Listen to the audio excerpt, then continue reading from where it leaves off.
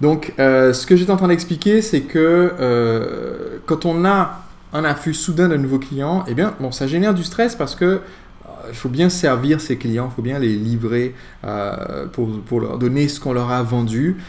Et pendant cette période-là, d'un seul coup, on a beaucoup de stress pour tenir la route. Donc, c'est l'afflux de questions, c'est un afflux sur le service après-vente, c'est les difficultés de livraison pour livrer les gens qui ont demandé une livraison express.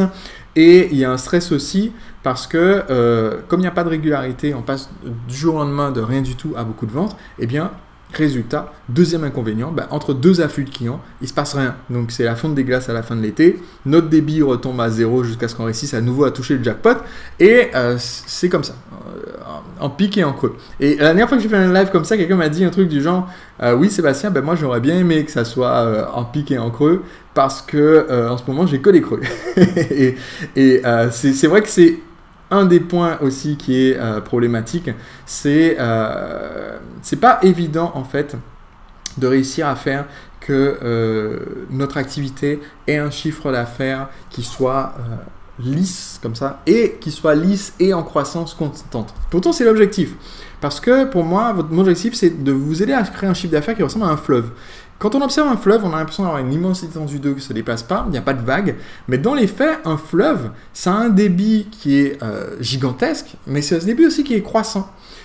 Et, enfin, du moins pour votre entreprise, c'est ce que je veux pour vous, en fait. Que vous ayez un débit qui est tellement constant, tellement régulier, qu'on ne se rend même pas compte, en fait. Tiens, ce mois-ci, oui, on a fait 50 000 euros de chiffre d'affaires, voilà, bon, hop.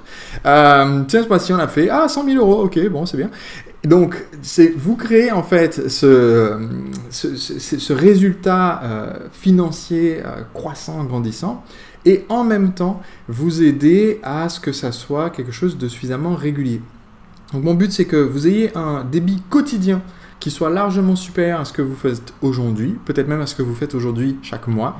Donc, un fleuve, ça a toujours plus de débit qu'un torrent. Et aussi que ça vous donne en fait une certaine tranquillité d'esprit, une sérénité totale, la liberté de consacrer votre temps, votre énergie à ceux que vous aimez. Donc, pour moi, voilà, c'est les deux clés en fait de ce que je veux pour vous avec cet atelier Les secrets de l'entrepreneur libre. Donc, ce qu'il faut bien comprendre, c'est qu'il y a deux profils d'entrepreneurs en fait. Le premier profil, c'est ce que j'appelle l'entrepreneur esclave. L'entrepreneur esclave, c'est celui qui démarre son activité, qui a plein de bonnes intentions, il veut monter son entreprise pour devenir libre, il veut devenir son propre patron, mais il ne s'est pas rendu compte que être son propre patron, c'est aussi devenir son propre esclave. Donc, tous les jours, l'entrepreneur esclave se demande comment je vais faire pour subsister un jour de plus, une semaine de plus.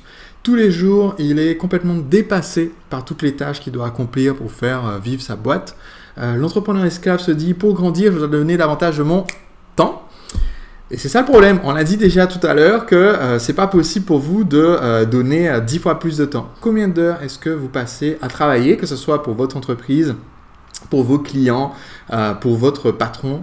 Donnez-moi une petite idée. Mais même si on prend les 39 heures de Samuel, c'est pas possible en fait de multiplier par 10 et de dire tiens, maintenant on va travailler 390 heures. Bon, quoique 390 heures sur 7 jours, ça fait seulement 50 heures par jour. Donc voilà, il y a un moment donné, on atteint notre plafond. Et quand on atteint notre plafond, on a essentiellement deux choix qu'on peut faire.